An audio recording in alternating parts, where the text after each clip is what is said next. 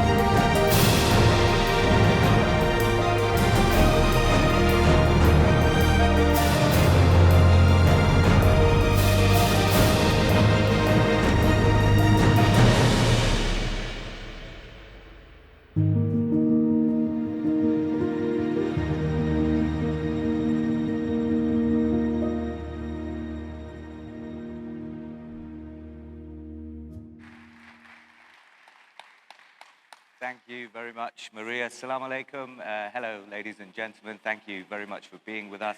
I must admit, I think my entrance is going to be underwhelming after Maria's Arabic skills, so a good start then. But the topic will be fascinating, no doubt. Just a quick show of hands to get this started. We saw some great cities in that video there by the World Travel and Tourism Council. How many of you here live in a city? If you just put your hands up, please. A good chunk then will, more than half of the world's population currently live in cities. That's expected to rise to almost 7 in 10 of us around the world by 2050. So that's going to mean a lot of pressure on those systems and urban areas as well. We have a fascinating panel to discuss this for us today. I'll welcome up to the stage first Gilda Perez-Alvarado, the global CEO of JLL Hotels and Hospitality. Joining us as well is Jerry Inzerillo, the President and CEO of Diriyah Gates Development Authority, and a familiar face here in Riyadh, no doubt. We also have Waddell, the Global Managing Director of IBM Travel and Transportation Industry at the tech giant IBM. Carolyn Turnbull joins us from Australia. She's the Managing Director of Tourism, Western Australia. And last, but by no means least, Mitsuaki Hoshino, who's the Vice Commissioner of the Japan Tourism Authority.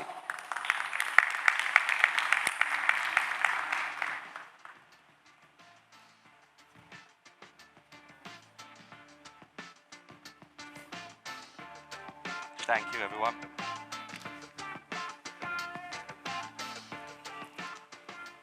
So, as I mentioned there, huge pressure on these systems.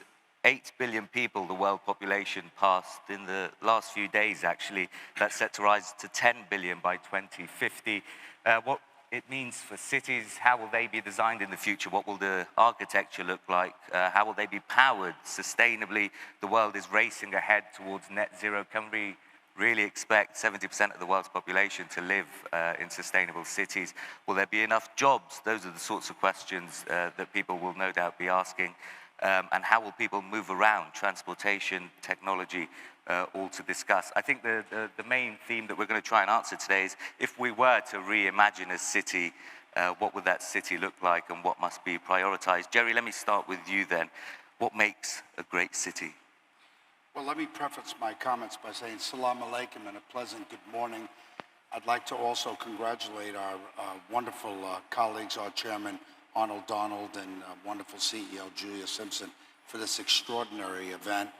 I'd like to personally just give praise to wonderful His Excellency Ahmed Al-Khatib, because his brilliance in making Saudi a powerhouse in tourism has been very inspirational, especially for all of us at Diriyah.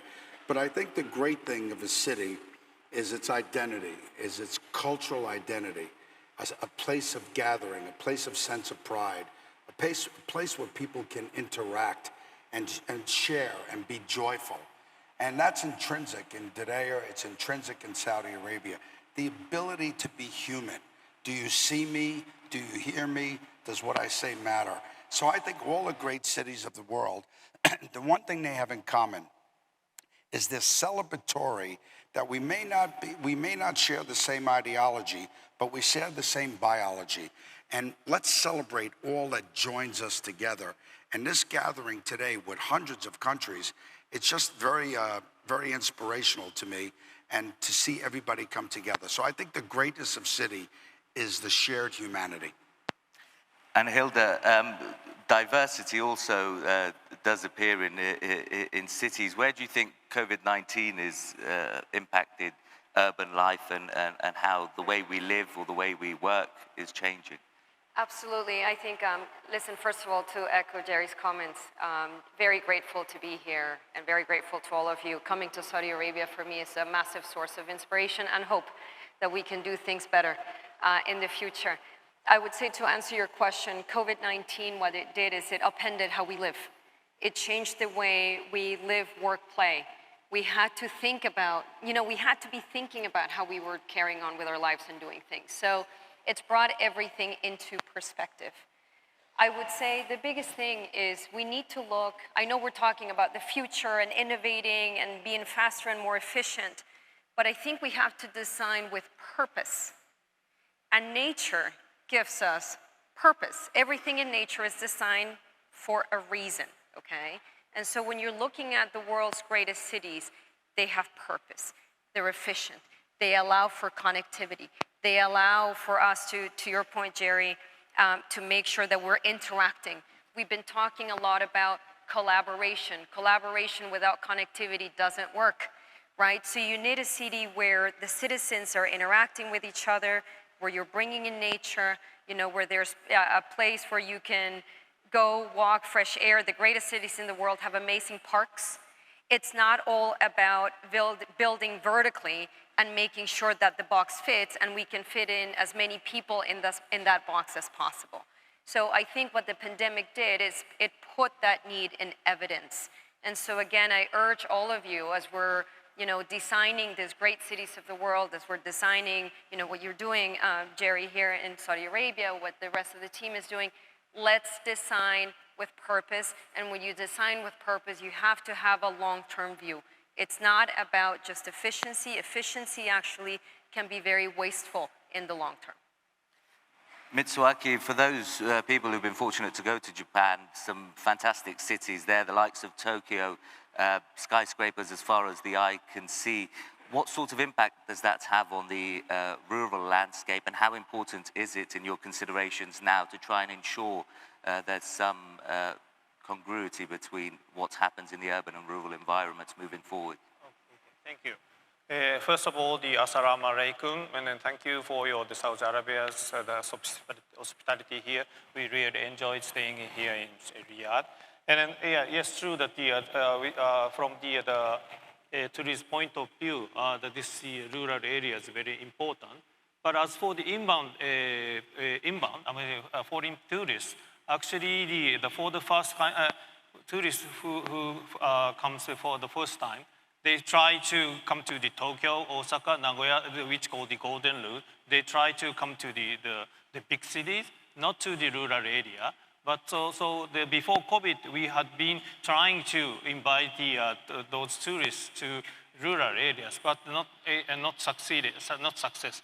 So as I told you at the morning. In the morning, actually, we after opening our border, we are now trying to promote another special, the project to invite the foreign people to experience the special and also the limited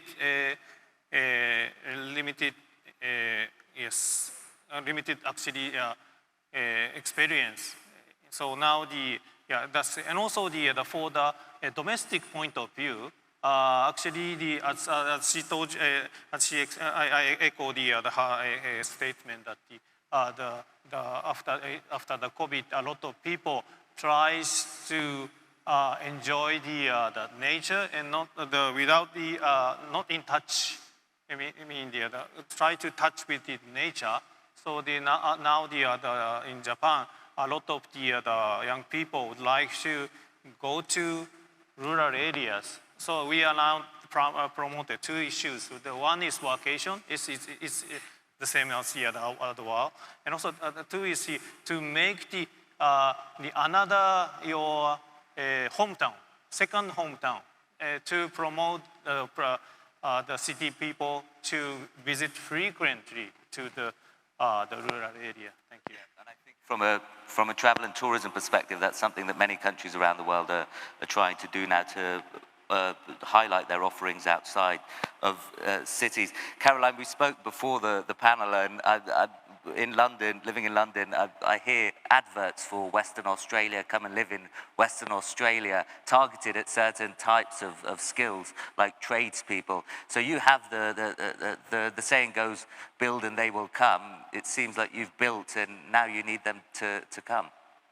Thank you.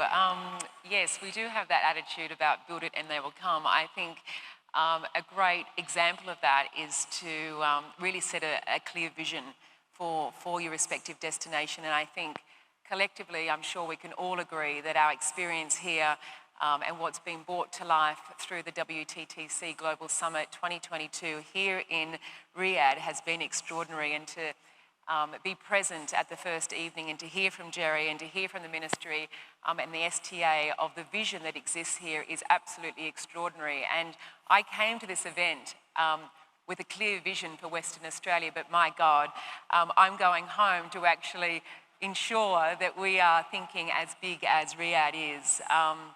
It's great to hear that our marketing's working in the UK. We have recently unveiled an extraordinary new brand for Western Australia, and I think under that vision, it's really important to ensure that any city across the world is sharing a very clear and concise narrative. Why should somebody come to your city? And what does that unlock in terms of experiences, how people interact with the local community, what business opportunities do you present, what investment opportunities do you offer, and why do you want to return? I think every city has a responsibility to ensure access as a gateway is one aspect, and then unlocking the true potential of that lifestyle aspect that I think Perth, Western Australia offers so beautifully to interact not just with the city, the community and the broader regions as well. And we'll touch on local communities a bit more because I wanted to get your thoughts on that, Jerry. But Dee, I'll just come to you. Technology, smart homes, smart cities is something we hear about a lot when we consider cities of tomorrow. What role do you think technology ought to play in designing a good city? Lots of people here over the past couple of days have been working in local government or in policy. And is there a concern, do you think, that by enabling too much technology, we may be handing over a risky amount of control? No, it's a great question, and I'm glad to be here. Wonderful discussion with the panel, thank you. But on the cities, for smarter cities, we're seeing technologies come before us right now, right? So for instance, I know that we've just had some significant advancements in automated driving, right? I know that there's a couple weeks ago, there's been some releases in some of the Tesla software that's been pretty popular on the internet about how well it's working. So you're starting to see some pieces on automated deliveries and driving and other things. Semis will happen in the US. So I think AI, we haven't seen how that will truly impact cities.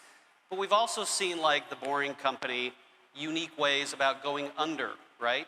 We've seen Hyperloop. I think Saudia and others in the region have done a great job about Hyperloop and other modes of travel. But I think within cities, it'll be how do I leverage the infrastructure and use technology to be able to develop these experiences we're talking about here.